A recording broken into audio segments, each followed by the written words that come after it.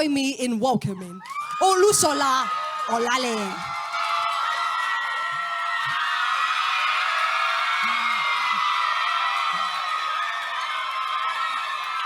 Thank you.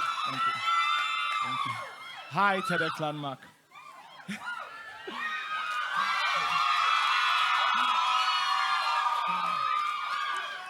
In the mid-1990s,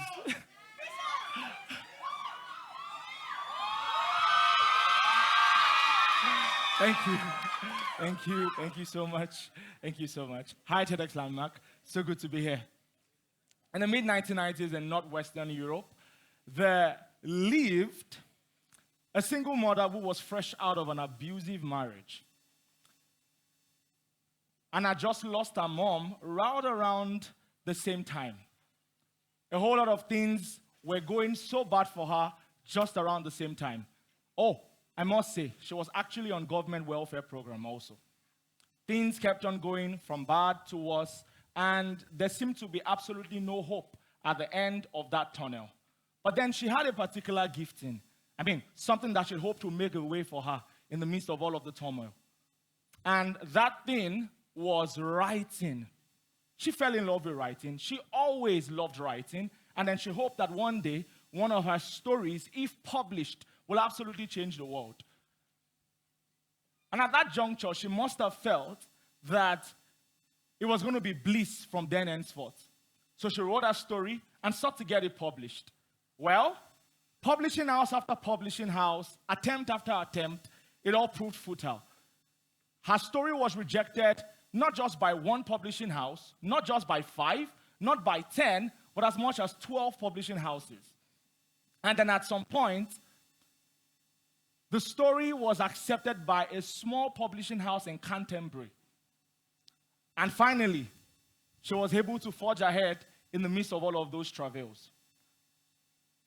That story will end up being the greatest fantasy story ever written, or pretty much ever known to man. That story will end up being published 600 million times and over. That story will end up being translated to at least 84 different languages. That story is Harry Potter. And that woman is Joanne Rowling, popularly known as JK Rowling. Now, if you do not know JK Rowling, you absolutely must be living under a rock. Such is the story of the phenomenal success that she ended up becoming. But then again, it gets me thinking. One very interesting part to this story of success is that it was littered with failure all over it.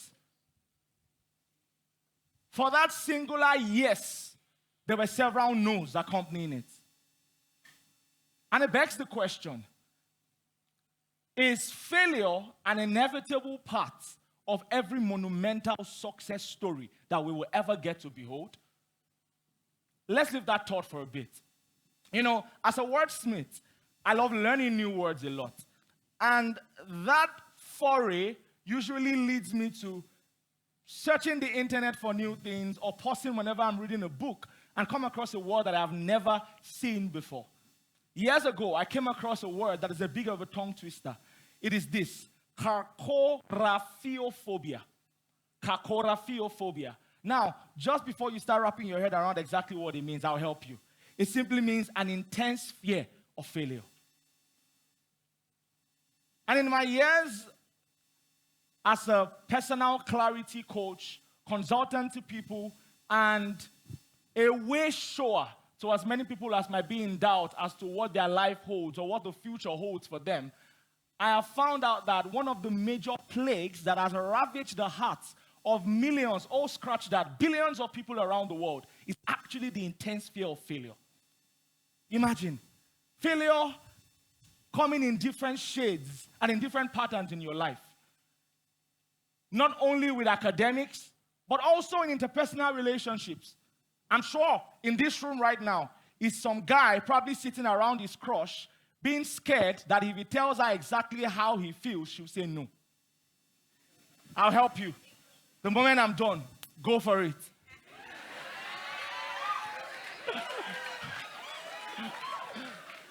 Or how many of us have just never thought of attempting something because we just feel like it's a little bit too much above my pay grade, or rather my mind grade, or my intellect grade, and I would absolutely fail at it. From relationships to academic pursuits to career achievements, time and time again, the fear of failure has ravaged our hearts. And even in business. Recent statistics by the Global Entrepreneurship Monitor in 2023 says that about 55% of Canadians are scared of going into business out of an intense fear of failure. And just in case you think it's only a thing that is popular with the Caucasian race, hold on a minute. The Mongoloids are also not exempted. In China, it's about 64%. Oh, Africans are not also exempted. In South Africa, about 60% also. And even the Arabs, in Saudi Arabia, about 60% of the people in Saudi Arabia are scared of new entrepreneurial expressions out of the fear of failure. It's a problem. It's a menace that is worth addressing. And if we do not face it and hit it head on, it will be something that would ensure that you do not manifest to the full extent the potentials on your inside. That you do not make kinetic all of the potentials full on your inside. So if I'm going to title this particular TEDx conversation, I'll call it Rethinking Failure. So how about we begin to rethink failure? How about we begin to see failure from a different standpoint and not from what has been published? How about we change the PR of failure and stop seeing it as something fatal, but as something that is an undetachable and inevitable part of the process leading to success? And that just like JK Rowling's story, failure is inevitable. That for every monumental success, there will be periods of failure. Oh, how about we start seeing failure as lessons learned? I mean, the moment I began to change my approach towards failure, it transformed my life. How about we start seeing failure as lessons learned? If we truly say that practice makes perfection, it means in the midst of the practice, in pursuit of perfection, there will be bumps on the road. So every single time I attempt something and it doesn't occur the way I had wanted it or I had pre-planned it, I don't see myself as somebody who is a failure, so to speak. I see myself as someone who has just learned something new. One of the greatest phenomena of the 19th century, Thomas Alva Edison, who was known and reputed to have discovered the light bulb, had a very interesting tale to tell. It was said that he failed about 1,000 times before he got it right. But when Thomas Alva Edison was going to speak about his failures, here's what he said. He says, I didn't fail 10,000 times. He says, I just found out 10,000 ways that did not work. How about that for a perspective? Whenever I fail in a quest, I go again. I do not let a moment define the entirety of my being. I do not let a step dictate the entire staircase. It's time to rethink failure. I don't know how many of you grew up like I did, but when I was young, we had a game we used to play. Because I'm from a part in Nigeria, the southwestern tribe, we always find a way to colloquialize things that seem to be normal or formal to people. So how many of you know this? It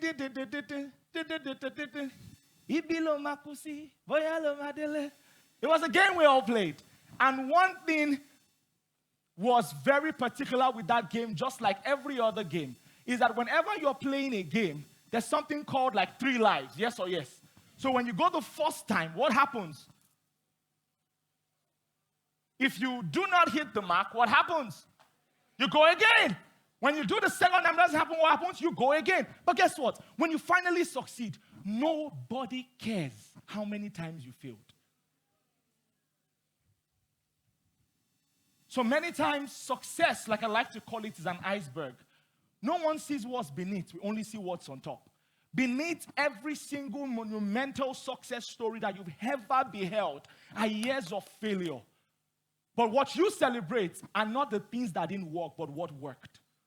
So I'm here to tell you, do not let a fear of failure deter you. Fall in love with failure. Yes, fall in love with the F word. Not the one you know, but this one. Fall in love with it. I love failure. Failure is not an enemy. It's a part of the greatness story.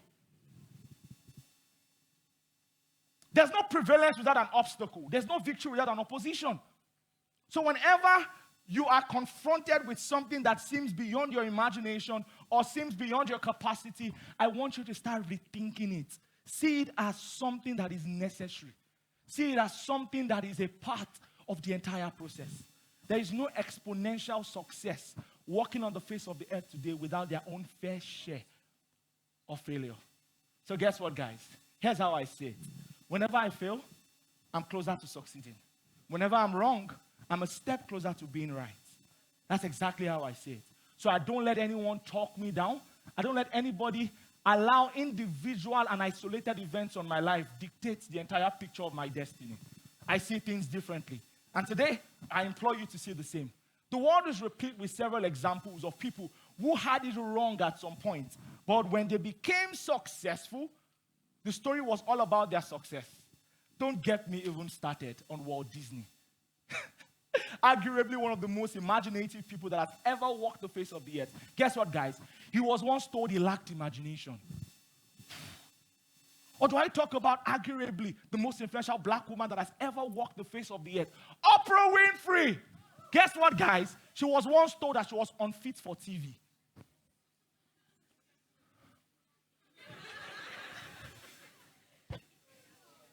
That's scary. Very scary. Or do I talk about Abraham Lincoln? Arguably, one of the greatest United States presidents of all time. He failed elections 8 times. 8 times.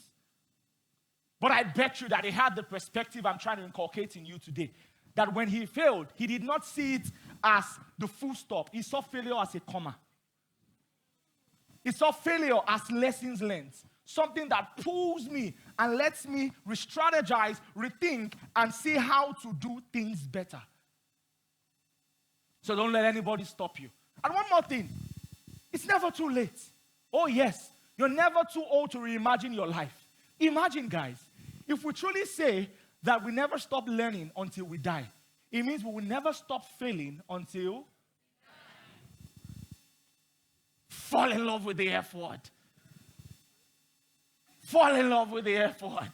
In a world where we seem to celebrate people who became so successful early enough, Forbes 30 under 30, this one 40 under 40, 25 under 25, in a world that seems to be thoroughly pressuring people who seem to be young and have not thoroughly figured out their lives, I raise you something bigger. How many of you are aware that the founder of one of the largest quick service restaurants in the world, KFC, was Colonel Sanders? At the age of 65, he conceived a recipe that in his own right he thought would change the world. And guess what, guys? He kept on sending this recipe about 100 times, 200 times, 500 times. He kept on getting rejected every single time. And about 1,000 times he was rejected by different restaurants. But guess what? In the midst of the rejection, he was able to dig deep, be audacious enough to see failure not as the final stop, but just an undetachable what? Part of the process. And KFC was birthed. And need I say how beautiful it is? I'll wrap up with these guys. Oh, you didn't want me to wrap up. I love it. If you're ever going to walk a path you have never walked before, you are going to have to be ready to fall while running. You're going to have to be ready to fall while running. Because if you are going to open an unclear path, if you're going to walk a path that no other person has ever walked, you're going to have to understand that the road will be bumpy because there's no road map to it because no other person has probably hit the destination before. So here is it. In the school of audacity, you must understand that the greatest antidote to fear is action. Take action. Move. Never stop moving. When you see defeat in the face, stare at it. Learn the lessons you can learn, but you must see success on the way forward. And which is why the greatest NBA player of all time, at least arguably, Michael Jordan, made a very profound statement that has stayed with me forever. He says, I've missed 9,000 shots. He says, I've lost 300 games. He says, 26 times I've been tasked to take the game-winning shot and I missed. He says, I've failed over and over and over again. But that is why I succeed. Thank you so much, Landmark.